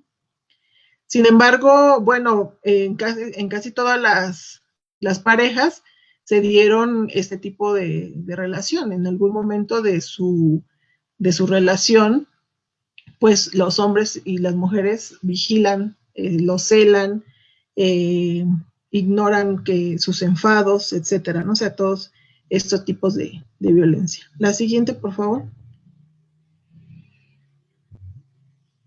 Esta violencia, hasta aquí, pues parece que estas son cosas cotidianas, digamos, como parte de las relaciones en la pareja y que no representa un peligro. Sin embargo, la situación es diferente cuando esas manifestaciones de violencia sutil se presentan de forma frecuente y muy frecuente, es decir, no solamente se preocupa por dónde está, sino lo que comentaba yo hace un momento, ya es un acoso, ¿no? O sea, que todo el tiempo está viendo cómo estás vestida, si le gusta o no le gusta cómo te vestiste, si está vigilando con quién hablas o no deja que hables con otra persona, que tengas otros amigos, otras redes otras relaciones con otro tipo de personas. Entonces las mujeres sienten que su pareja ejerce más control sobre ellas en las cosas que hacen, tanto en su vida personal como en el uso de sus redes sociales y tecnología, mientras que los hombres sienten más presión de su pareja cuando les dejan de hablar o de llamar sin dar explicaciones para demostrar su enfado y cuando sus parejas niegan sus errores y nunca piden disculpas. Cabe aclarar que aunque estas dos opciones, los hombres se sienten más controlados, las diferencias entre hombres y mujeres no son significativas. La siguiente, por favor. Entonces, en esta gráfica vemos cuando ya esas manifestaciones que podrían ser de preocupación por la pareja se convierten realmente en un acoso, porque se reportan como muy frecuentes. Entonces, en la primera opción que decíamos que quiere saber todo lo que hace, dónde y con quién está, si la veíamos en la otra gráfica, la diferencia entre hombres y mujeres era muy pequeña. Las mujeres sí realmente lo manifestaron de mayor medida, pero casi en igual, o sea, no había diferencia significativa entre hombres y mujeres. Pero cuando se trata de un acoso, vemos que en todas estas opciones, la mayoría de los casos, las mujeres manifiestan en mayor medida este tipo de manifestaciones de violencia. Es decir, los hombres, en el primer caso, señalan que sí las mujeres están preocupadas por dónde están, qué hacen, vigilan también sus llamadas, etcétera, pero ellos no lo manifiestan tanto como un acoso. En cambio, las mujeres sí señalaron que los hombres lo hacen de manera muy frecuente en sus relaciones de pareja. La siguiente, por favor. Bueno, entonces, de manera general, pues la violencia que reportan con mayor frecuencia las mujeres está más relacionada con la dominación y el control que ejercen sobre ellas sus parejas. Y bueno, esto es concordante con todo esto que señalábamos de las estructuras patriarcales, los estereotipos, cómo nos han enseñado a relacionarnos y a relacionarnos en pareja a través de estas ideas de amor romántico. Mientras que en el caso de los hombres está más relacionada con chantajes emocionales y celos de la pareja. En este caso también, tanto hombres como mujeres ejercen cierto tipo de violencia y control en las relaciones de pareja. Los hombres, a diferencia de las mujeres, tienden a infravalorar su propia agresión, porque ellos señalaron que, o sea, eso que ellos hacen no es violencia, lo que pasa es que están preocupados por su pareja. Y mientras que las mujeres suelen sobrevalorar lo ocurrido y se sienten culpables de la violencia que puede ejercer su pareja hombre. La siguiente, por favor.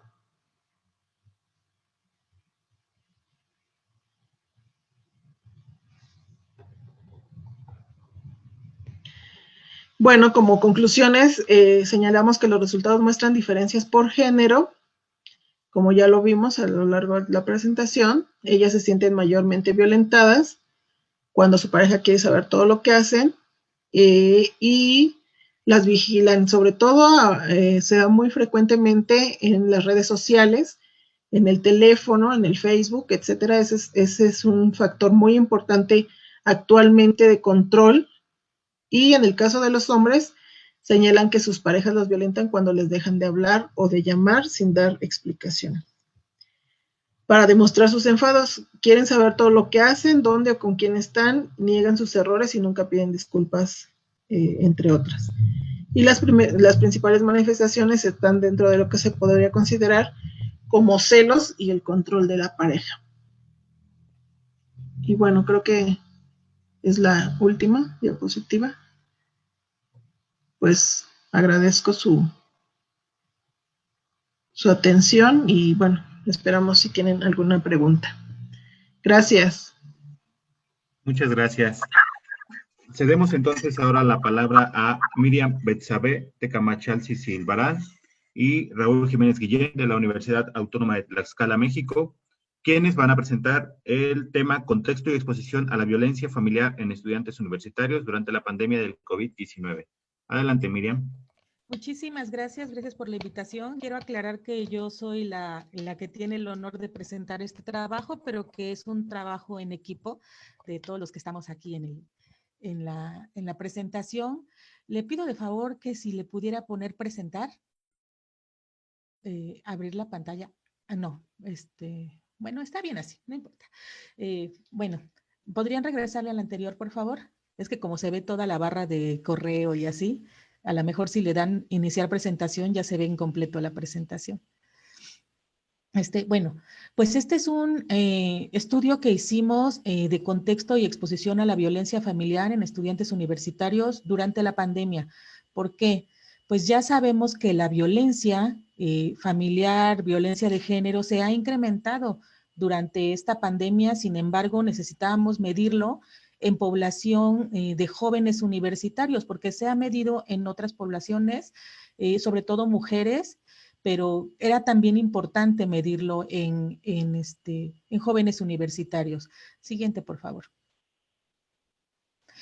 Me gusta, hay muchas definiciones de violencia y de ambiente familiar, pero esta de ambiente familiar me gustó mucho porque tiene mucho que ver con lo que nosotros estamos evaluando, ¿sí? El ambiente familiar se define como la percepción que tienen los hijos adolescentes de las relaciones familiares con sus padres y los demás miembros de la familia, relacionados con la disciplina, la comunicación, la forma en que se afrontan los problemas y se expresan los afectos y sentimientos. En este caso dice adolescentes, pero es prácticamente, esta persona, Ruiz Cárdenas, lo define así y es una persona que ha hecho estudios en personas y estudiantes con edades similares a las que nosotros estamos utilizando.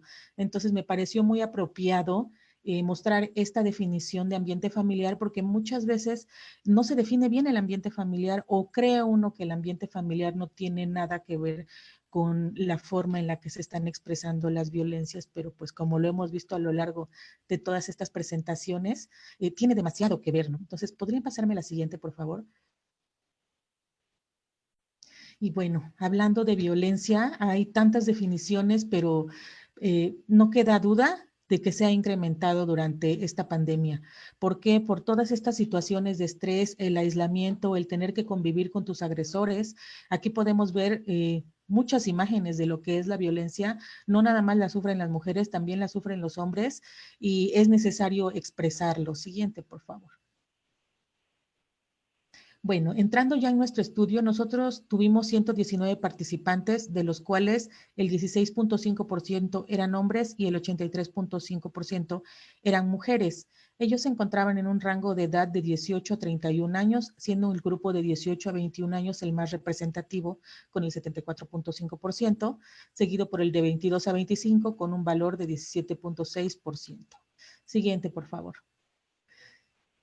Dentro de todos los participantes encontramos de diferentes entidades federativas como Durango, Aguascalientes, Morelos, Puebla, Yucatán, Tlaxcala, Coahuila, siendo más los de Tlaxcala, y de diferentes instituciones, tanto de la UATS como de otras. Adelante, por favor.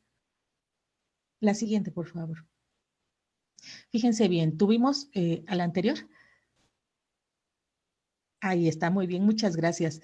Tuvimos la participación de bastantes instituciones, del Benemérito Instituto Normal del Estado, General Juan Crisóstomo Bonilla, el Instituto de Estudios Superiores de la Sierra, la Universidad Autónoma de Tlaxcala, Universidad Autónoma de México, Universidad Autónoma del Estado de Hidalgo, Universidad Tecnológica de Tlaxcala, Benemérita Universidad Autónoma de Puebla, la Politécnica de Tlaxcala, la Autónoma de Chapingo, la Autónoma de Coahuila, Autónoma de Aguascalientes, Autónoma de Yucatán, Universidad del Arte y entre otras, ¿no? Siguiente, por favor.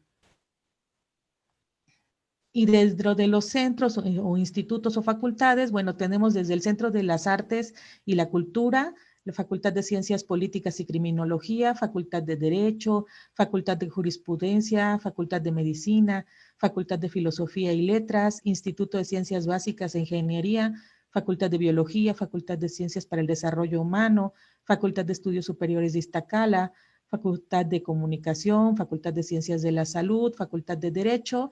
En realidad podemos ver que la muestra de estudiantes es bastante amplia, incluso podemos ver todos, está bien ahí, Sí, podemos ver que pertenecen a distintos programas educativos. ¿Por qué es importante recalcar esto? Porque si ya sabemos que de por sí hay un sesgo de género dentro de los institutos, las carreras, la educación, pues también era importante incluir estudiantes de varios tipos de carreras y sobre todo de otros tipos de programas educativos, ¿no? Entonces tenemos desde diseño textil y moda, ingeniería financiera, por ejemplo, física, enfermería, intervención educativa, ciencias de la familia, antropología, biología, derecho. Es importante recalcar esto porque en realidad la muestra puede ser muy representativa de lo que son los estudiantes mexicanos, sobre todo que era lo que nosotros queríamos evaluar. Por supuesto, no pueden faltar nuestros estudiantes de la licenciatura en educación especial y de pedagogía gerontológica. Siguiente, por favor. Bueno, ¿cuál fue el instrumento? Fíjense que la presente investigación primero se realizó de acuerdo a las normas bioéticas de la Sociedad Mexicana de Psicología y de Investigación por Internet, porque esta se realizó a través de formularios de Google. Entonces fue mucho más fácil. Ustedes saben que ahora por pandemia estamos vueltos locos cuando queremos entrevistar a alguien o cuando queremos realizar algún tipo de investigación con personas que implica la cercanía que no podemos tener en este momento. Entonces, los formularios de Google son una herramienta muy buena a utilizar y que en esta pandemia nos ha permitido hacer esta investigación de la cual estamos muy felices. ¿Por qué decidimos tomar ambiente familiar y violencia? Como les decía, era muy importante correlacionar estos dos factores. ¿Y cómo fue que nosotros lo medimos? Bueno, este instrumento se basó en 2 escalas, principalmente ya validadas para población mexicana, específicamente estudiantes de nuestro rango de edad, para que tuviéramos la certeza de que es factible utilizarla, ¿no? Entonces, para conocer el ambiente familiar de las estudiantes, de las y los estudiantes, se aplicó la escala de ambiente familiar del adolescente, validada ya para la población mexicana por Ruiz Cárdenas y colaboradores. Y para la de violencia se utilizó otra, que es el índice de violencia familiar, el cual se construyó de 21 reactivos de la escala de Strauss. Esta escala mide distintos tipos de violencia, desde la violencia sutil hasta la violencia severa e incluso pasa por violencia sexual. Entonces, esta escala está muy bien, está muy buena. Por supuesto que nosotros no somos los que la encontramos, ya se había validado para población mexicana, específicamente estudiantes, y bueno, ¿qué es lo que se les preguntaba a ellos con respecto a esta parte de violencia? Si bien la escala de Strauss se utiliza principalmente para medir violencia de género o se ha utilizado más para preguntar si hay violencia entre las mujeres y su pareja, aquí se ha propuesto, no fuimos nosotros, estamos replicando, que en la pregunta se cambie por tu madre, madrastra, padre, padrastro, hermanos, tíos, abuelos, ¿han cometido alguno de los actos violentos mencionados antes en el listado que nosotros teníamos? Y bueno, el listado incluye insultos, diversas amenazas físicas, amenazas con distintos tipos de armas, golpes con objetos, jaloneos al cuerpo, quemaduras intencionales, ahorcamiento, lesiones producidas y como yo les decía, también incluye violencia sexual. Entonces, creo que es algo que se tiene que tomar en cuenta también y que se tiene que analizar en los estudiantes universitarios, porque como les decía, principalmente se ha analizado en otras poblaciones, sin embargo, no sabemos si los estudiantes universitarios lo están viviendo y si lo están teniendo que tolerar durante esta pandemia y sobre todo si esto se ha incrementado con la pandemia. Entonces, por eso es que decidimos hacer este proyecto, esta investigación. Siguiente, por favor. Estos son los resultados preliminares que nosotros tenemos. Les voy a mostrar solo pocos de los reactivos de todo el instrumento. Sin embargo, son de los más representativos e incluso van por las áreas que nosotros queríamos evaluar, ¿no? Dentro del ambiente familiar, una de las preguntas que se les hizo fue, me da la impresión que cuando hablo le provoco agresividad a algunos miembros de mi familia. Bueno, esto teníamos varias respuestas, casi nunca, algunas veces, frecuentemente, casi siempre. Entonces, por lo regular, el 64.7% dijeron que casi nunca y el 28.6% frecuentemente. Entonces, estamos viendo que tienen no solo con esta, sino con varias, estamos viendo que están en un ambiente familiar no violento. Hay otra pregunta que indicaba incluso el instrumento que era muy importante preguntar. ¿Mi papá golpea a mi mamá? Bueno, pues el 98.3% dijo que no. ¿Por qué mi papá golpea a mi mamá y por qué no mi mamá golpea a mi papá? Bueno, porque ya se había validado que cuando se les pregunta mi papá golpea a mi mamá es cuando ellos contestan. Como les decía, todavía hay como un sesgo de género en todas estas investigaciones, ¿no? Realmente todavía la percepción de la violencia se da hacia el hombre. Sería muy interesante validar documentos validar instrumentos que midan también la violencia de las mujeres hacia los hijos, hacia los hombres en la familia. Siguiente, por favor.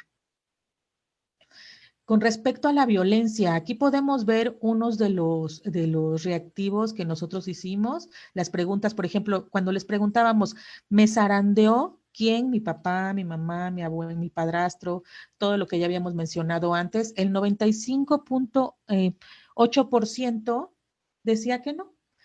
Entonces, el resto dijo que sí. Estamos viendo que ya hay zarandeos en una población pequeña. Y aquí me cabe mencionar por qué es importante también tomar en cuenta y el análisis de los datos. Si solamente viéramos esto, nosotros pudiéramos decir no hay violencia en jóvenes universitarios, ¿sí? O en estudiantes universitarios. Vamos a ver más adelante si esto es así. Vamos con un tipo de violencia ya más fuerte. Me abofeteó. Igual, 98.3% dice no. Aquí hay un porcentaje pequeño igual que muestra que sí. Siguiente, por favor. Aquí vemos la parte donde se analiza la coerción sexual.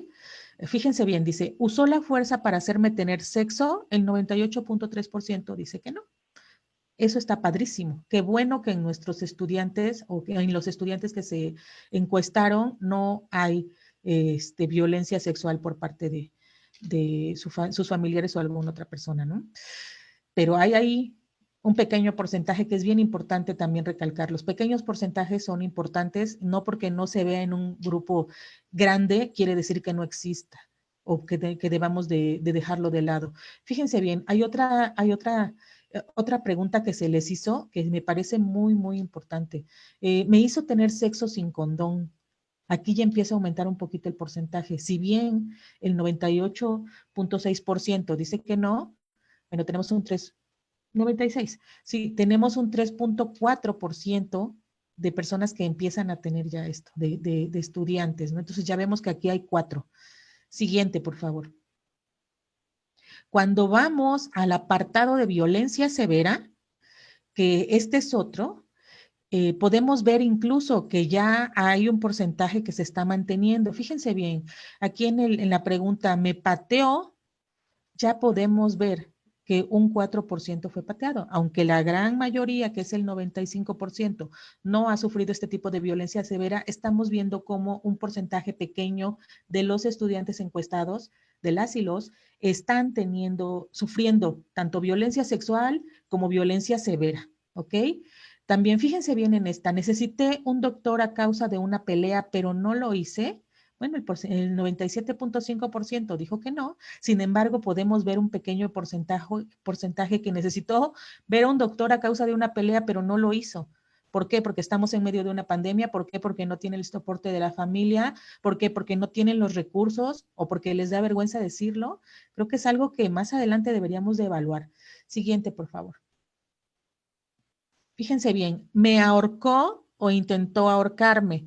Si bien el 97.5 respondió que no a esta pregunta, tenemos un porcentaje pequeño, pero sigue siendo un porcentaje importante, ¿sí? En el que está viviendo violencia severa, ¿no? 3 personas de todas las que encuestamos están pasando por esto. Otra, fíjense bien, ¿usó un cuchillo o una pistola contra mí? Bueno, podemos ver que el 99.2% no lo han sufrido, qué bueno, pero también estamos viendo que aquí hay personas que representan un pequeño porcentaje que incluso han sufrido violencia severa a manos de alguien de su familia con un objeto punzocortante como el cuchillo. Entonces, esto es importante Es necesario recalcarlo porque en estas condiciones es en las que están trabajando los estudiantes, las y los estudiantes mexicanos. Siguiente, por favor. Fíjense bien, cuando nosotros preguntamos, ¿quién realizó los actos mencionados? ¿Ok? Entonces podemos ver que incluso ya hay varias personas que realizan estos actos. ¿Quién encabeza? Bueno, en este caso decidimos incluir también a la pareja porque decíamos, bueno, puede ser que no nada más las y los estudiantes viven solamente con su papá, mamá, o su papá, sus abuelos, sus tíos. Puede ser y muchos son casados, ¿no? Entonces, incluimos a la pareja. Fíjense bien cómo encabeza la lista con un 32.1% de la pareja. Sigue otro integrante de la casa, que no era ni el padrastro, madrastra, abuela, hermana, hermano, tío, tía, padre. Y después va seguido por el padre, la madre, el hermano, la hermana y así, ¿no? La tía y el tío están muy, muy poco representados, pero aún así podemos ver que ya nos están diciendo por quién son violentadas y violentados. Siguiente, por favor. Fíjense bien, esta pregunta es una de las más importantes porque tiene que ver con la pandemia. Fíjense bien, cuando les preguntamos, ¿consideras que esta situación se ha exacerbado durante la cuarentena? Bueno, pues imagínense que la mayoría dijo que no.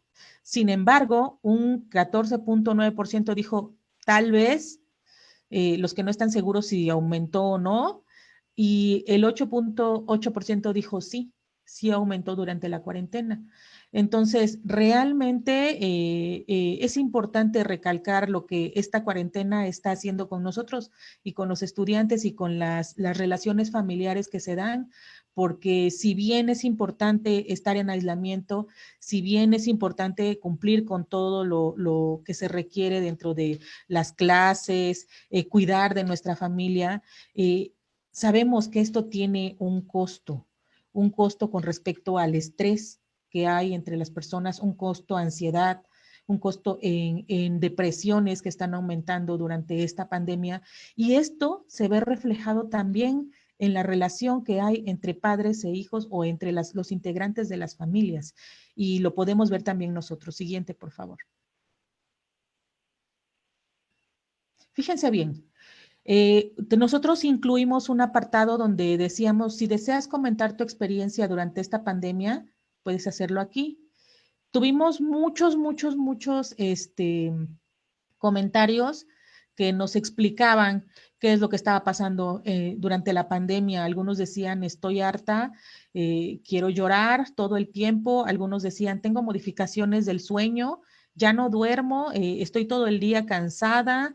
Otros decían, es que no tengo un espacio propio y necesito cumplir con todas las tareas, pero también tengo que hacer las tareas de la casa, pero también tengo ¿no? En realidad fueron muchísimos. Aquí les dejo uno que me pareció muy impresionante y que sería muy bueno reflexionar, porque incluso lo hemos visto con ponentes anteriores, como mencionan incluso casi lo mismo, ¿no? Fíjense bien encontré contención en cursos, en videollamadas con mis mejores amigos y en mi mascota. Sin duda la relación con mi hermano y mi papá nunca será la misma. Al parecer se muestra orgulloso e intocable por lo que hizo. Mi papá lo terminó apoyando.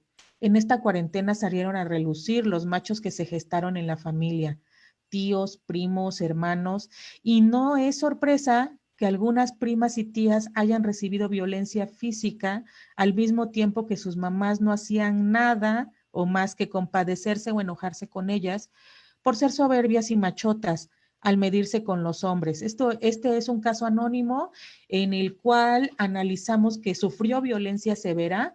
Ella menciona que es por parte de su hermano y también menciona que nadie de la familia la ha apoyado porque la consideran machota, ¿no? Entonces, realmente podemos ver estas estructuras patriarcales permeando en lo que son las familias, impuestas incluso por ambos padres y sobre todo que las mujeres lo tienen que tolerar.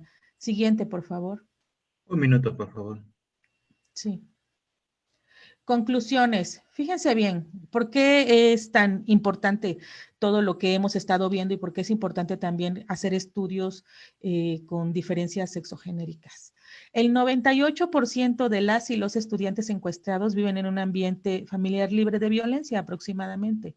Sin embargo, el 100% de quienes sufren violencia severa son mujeres. De los que encuestamos, las personas que contestaron estas cosas de violencia severa son mujeres. Fíjense bien, al preguntar quién realizó los actos antes mencionados, destacan el padre y otro integrante de la casa. ¿Sí? El 100% de quienes sufren violencia sexual son mujeres y reportan haberla sufrido a manos de su pareja. Aunado a esto, los resultados también reportan que además de violencia sexual, sufren violencia severa. Entonces, si bien tenemos dentro de la muestra tenemos una gran población que no sufre violencia, estamos viendo que las estudiantes que están sufriendo tanto violencia severa como violencia sexual, es un porcentaje, pero en realidad es violencia severa, no es violencia sutil. Entonces, es muy importante que acotemos en estos pequeños porcentajes y aquí estos resultados demuestran incluso que la violencia que se está ejerciendo en estudiantes universitarios, sobre todo, es violencia de género, independientemente si viene por parte de las y los familiares o si viene por parte de la pareja, ¿no? Entonces, estos son los resultados que nosotros tuvimos. Les agradezco infinitamente que se nos haya permitido participar. Ha sido un evento sumamente satisfactorio. Aprendo muchísimo de todos los ponentes y es un honor para mí estar aquí con ustedes. Gracias. Muchas gracias, estimada Miriam. Y entonces cedemos la palabra ahora a Emma Alejandra Samarripa Esparza de la Universidad Autónoma de Nuevo León, que nos presenta la violencia como repercusión del doble cuidado. Adelante, doctora Emma. Muchas gracias. Bueno, pues igual que la doctora anterior, pues les agradezco mucho el que estén presentes. Creo que ya soy la última. Entonces, bueno, yo, como mencioné ahí, soy la doctora Alejandra Samarripa Esparza. Ahorita estoy en la Universidad Autónoma de Nuevo León, represento a la Facultad de Trabajo Social y Desarrollo Humano y, bueno, a la red de estudios sobre familias de la Universidad de Tlaxcala. Y bueno, les voy a hablar sobre la violencia como repercusión del doble cuidado. Y bueno, pues la siguiente, gracias. ¿Qué es el cuidado? El cuidado es una actividad pues, que está dirigida a satisfacer las necesidades de las personas dependientes en distintos periodos de la vida. Para este estudio se toma esta definición porque está dirigido este doble cuidado tanto a satisfacer las necesidades de niños y de adultos mayores. En ese sentido, cuando realizamos cuidado para preservación de la vida, es importante, ¿no? Se toman en cuenta la salud, el bienestar y la vida de las personas que lo están recibiendo. Nosotros nos cuidamos, a lo mejor cuidamos una planta, a nuestros animales, a nuestros hijos o a otras personas que no son dependientes, pero cuando el cuidado es para satisfacer estas necesidades, bueno, ahí también es para preservar la vida de las personas. En este tiempo y que dedicamos al cuidado, pues están involucrados aspectos tanto físicos como emocionales, que son más que una obligación legal, ¿no? Legalmente, la ley pues de alguna manera, pues nos obliga, ¿no? A cuidar a nuestros padres o tenemos esta responsabilidad legal. Sin embargo, el cuidado, pues trasciende, ¿no? A veces, aunque haya leyes, hay personas que no se cumplen, el cuidado, pues se convierte más en una obligación moral. La siguiente, por favor. Bueno, en este estudio, nosotros sabemos que por qué surge, ¿no? Estudiar el doble cuidado, pues porque sabemos que que en México pues existen dos generaciones que están, los de adultos mayores que cada vez está en aumento, demandantes de cuidados. Y obviamente al haber más personas demandantes de cuidados, independientemente de su edad, pues ahí se necesita, ¿no? Que haya también más cuidadores o la responsabilidad del cuidado empieza a caer en una sola persona. En la siguiente, en México, de manera pues tradicional y cultural, esta responsabilidad del cuidado recae en las mujeres. Y bueno, este doble cuidado que se está presentando en cierto grupo de mujeres, pues dice que hay un aumento en la escolaridad de las mujeres que las lleva a postergar su maternidad y eso hace que en algún se incorporan al mercado de trabajo, postergan su maternidad y en algún momento tienen un menor número de hijos, pero también se da el proceso del aumento de la esperanza de vida. Y esto ha llevado a que en el momento central de la etapa de algunas mujeres, pues tengan que cuidar de manera simultánea a sus hijos y a sus padres. La siguiente, por favor. Y bueno, a este doble cuidado que realizan las mujeres de manera simultánea, pues se le conoce como doble cuidado o la triple jornada laboral, bueno, la triple jornada o generación sándwich en otros países, ¿no? Estas mujeres que están cuidando a 2 generaciones. Entonces, bueno, esto, ¿por qué complica? Bueno, pues por esas necesidades, ¿no? que hay del cuidado de 2 generaciones que llevan a las mujeres pues a una sobrecarga de trabajo y sobre todo cuando ellas están inmersas en alguna actividad económica. La siguiente. Bueno, como no sé, los que tienen hijos o hermanos o han cuidado a alguien, pues saben, ¿no? Que el que cuida a dedicarse a alguien más y sobre todo a una generación dependiente, pues genera muchas repercusiones y estas se agravan cuando estamos cuidando a dos generaciones. Este doble cuidado, pues también, o sea, se reconoce que genera satisfacciones, pero también hay repercusiones de salud, económicas, emocionales y familiares. Durante esta ponencia yo les voy a hablar un poquito de esas repercusiones emocionales emocionales y familiares que llevan, ¿no? a estos casos de violencia. La siguiente. Bueno, esto que les voy a presentar son resultados de una investigación de mi tesis doctoral realizada aquí en la zona conurbada de Monterrey, Nuevo León. El enfoque teórico y metodológico que utilizamos fue el de curso de vida. La idea pues era identificar cómo a lo largo de la vida de las mujeres, a través de su trayectoria escolar y laboral, pues había condiciones que las iban llevando a ser cuidadoras de 2 generaciones. Como es un tema pues, relativamente nuevo, no teníamos una base de datos, era muy difícil pues, encontrar a las mujeres para la investigación, fue de corte cualitativo y la técnica que utilizamos fue la técnica de entrevista en profundidad. La siguiente, por favor. Bueno, pues aquí están los datos de las participantes. Fueron 9 participantes. Las edades, como les mencioné en un principio, no hablábamos de esa postergación de la maternidad, de que las mujeres incursionan al mercado laboral porque tienen una mayor escolaridad. Era como lo que reportaba la literatura, ¿no? Que eran las que se les estaba presentando el doble cuidado.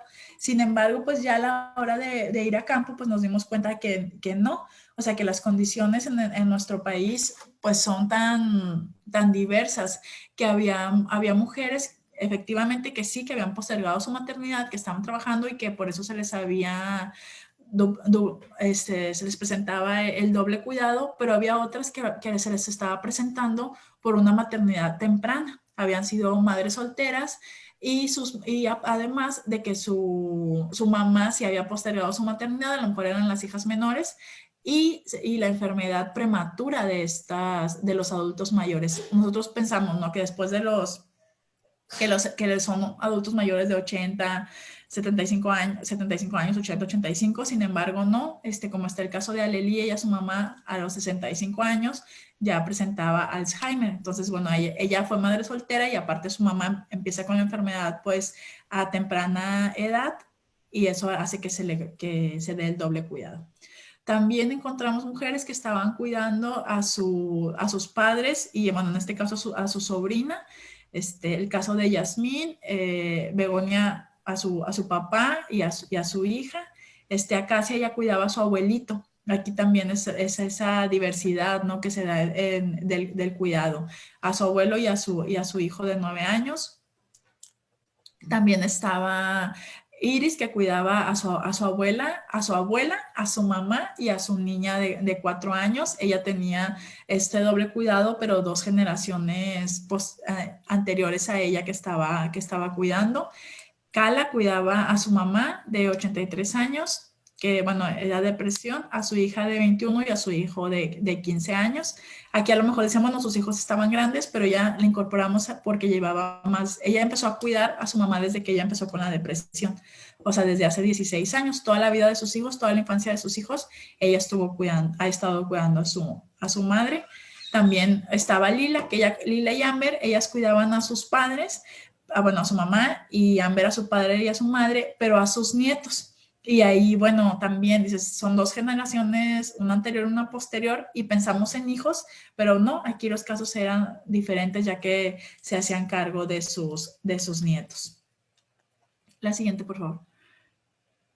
Y bueno, ¿cuáles fueron los resultados? Como les decía, los resultados estuvieron divididos en, si quieres, en las 4 repercusiones. Sin embargo, bueno, entre todo esto que emanó, nos dimos cuenta, ¿no?, que había condiciones de violencia, que esa violencia que está oculta, ¿no?, que al escuchar las narrativas, pues uno identifica, ¿no? Esto no son cosas pues que entre comillas que están bien, hay alguien que está siendo lastimado, hay mucha depresión, mucha culpa, muchas emociones, ¿no?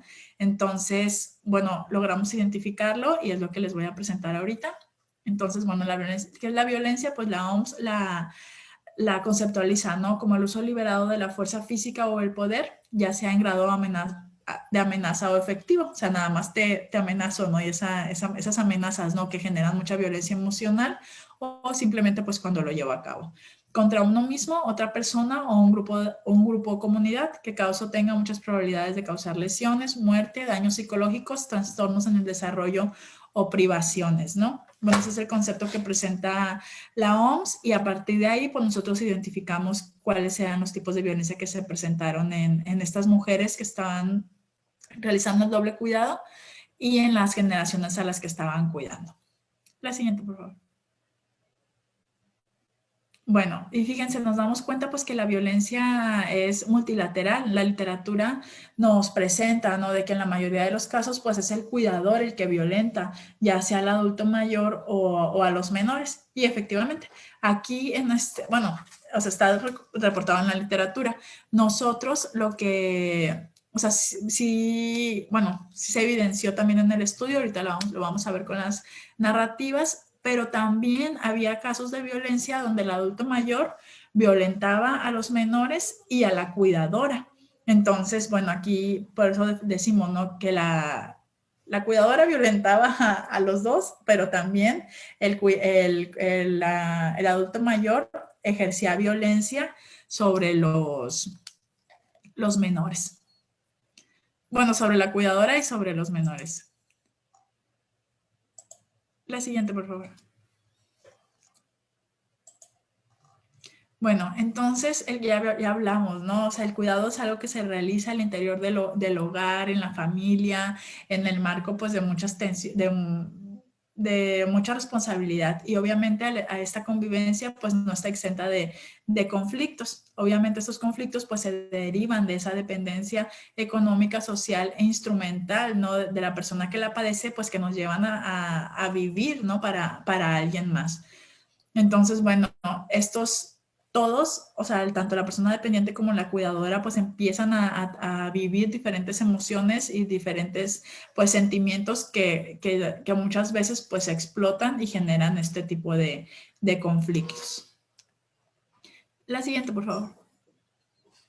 Y bueno, entre esas repercusiones emocionales que destacaron las cuidadoras, pues es la culpa y la desesperación. La siguiente, por favor. Y bueno, pues esta culpa pues las hizo, ¿no? Las hacía, era generada por la violencia que ellas estaban ejerciendo hacia los menores. Pero bueno, ¿qué es la culpa? La culpa es una emoción que genera en las personas que la sienten angustia y preocupación. Esta aparece cuando se han realizado acciones que quebrantan los cánones de conducta que rigen moralmente a la persona. Nosotros sabemos que tenemos que comportarnos de tal manera y de repente hacemos lo contrario y eso pues hace que nos genere culpa. En ese sentido, pues la persona de una manera subjetiva reconoce que hizo algo mal, que lastimó a la otra persona y empieza a sentir este tipo de culpa. En este caso, pues, ahí está la narrativa de Aleli, que ella decía que siempre que estaba estresada por el cuidado de su mamá, por todo lo que eso implicaba, pues se desquitaba con sus niños, ¿no? Ella tiene 3 niños menores de 15 años, obviamente sabemos los que tenemos hijos o los que hemos convivido con niños menores que pues todo lo que esto implica. Entonces ella decía, a veces me desahogo con ellos. En ese momento, pues ella dice que se sentía aliviada, ¿no? O sea, ya sacaba todo su enojo y todo, pero bueno, dice que siente que se quita un peso de encima cuando les grita. Cuando grito es cuando se están peleando o están haciendo una travesura o algo así. Sin embargo, pues dice que después, ya después de pues del desahogo, de gritarles o hasta golpearlos, ya pues en la noche empezaba a sentirse muy culpable, ¿no? Por lo que les había hecho. Sin embargo, pues ya son situaciones que independientemente de que después puedas llegar a sentir culpable o no, pues ya lastimaste, ¿no? a estos menores. También, pues esa culpa o esta violencia que se refleja, ¿no? hacia los menores, también fue ejercida por Amber. Dice que ella siempre, por estar cuidando a su mamá, les negaba a sus hijos por la oportunidad de tener una familia. ¿Por qué? Porque se los lleva a vivir a casa de su mamá cuando presenta el cuidado y eso hace que se separe de su pareja.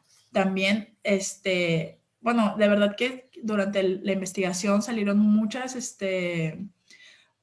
narrativas, ¿no? que hablaban sobre esta violencia. Yo no las incluí en mi tesis doctoral, pues ahora sí que por respeto a la integridad de los menores, porque sí eran cosas muy, muy fuertes y no era el tema de la violencia. Sin embargo, creo que es importante resaltarlo y ponerlo pues en la mesa del debate, ¿no? Para ver qué podemos hacer por estos grupos que están siendo vulnerados por esta situación del cuidado.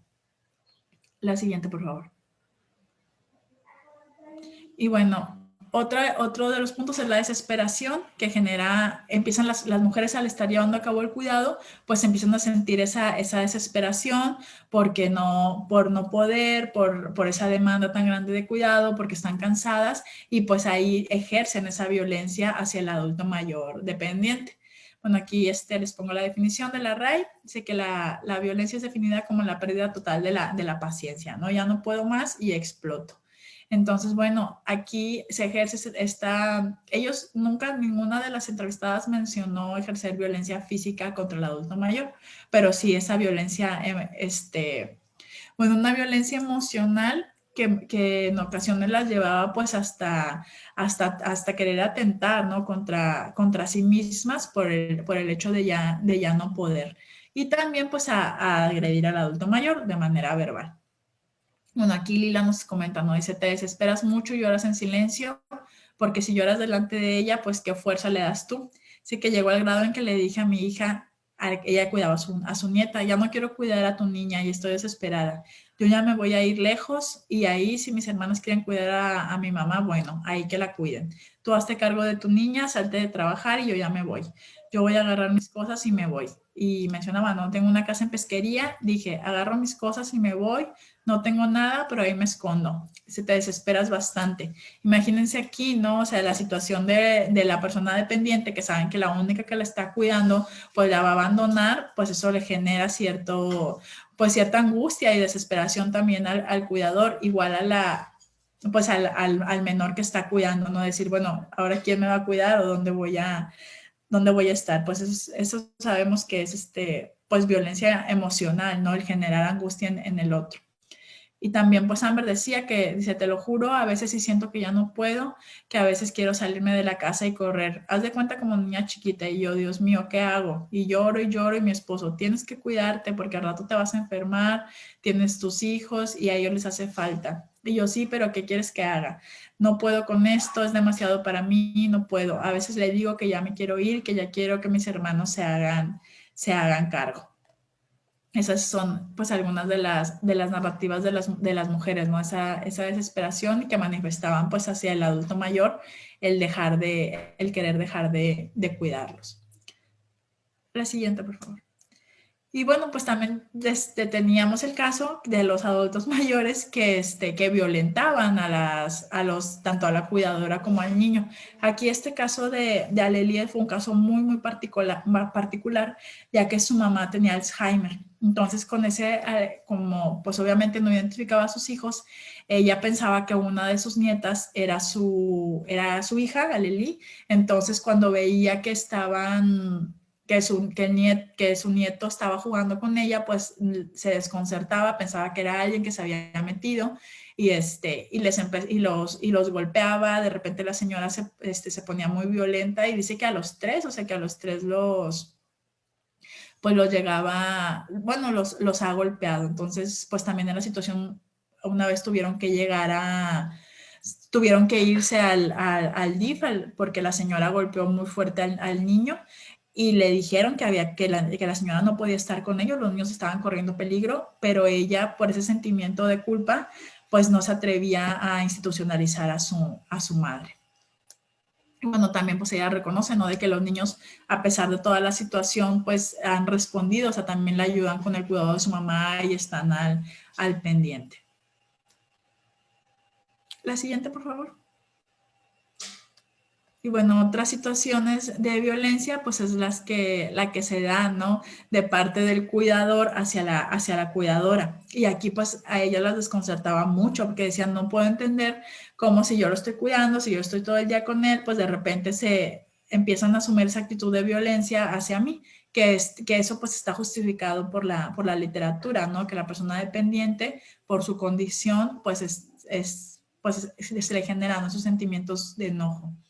Bueno, dice, alrededor del cuidado, pues se viven muchas situaciones, ¿no?, tanto de abuso, maltrato, violencia simbólica y relaciones pues inequitativas, en donde los principales actores, tanto el cuidador como el cuidado, resultan estar vulnerables. Bueno, no obstante, por la relación filial que existe entre ellos, sobre todo cuando se trata de las hijas que cuidan de alguno de sus padres, los malos tratos que reciben, pues sí representan un impacto emocional muy grande, ¿no?, este tipo de violencia, bueno, que también pues se suma a la dependencia. Aquí Lila nos cuenta, ¿no?, que dice por favor.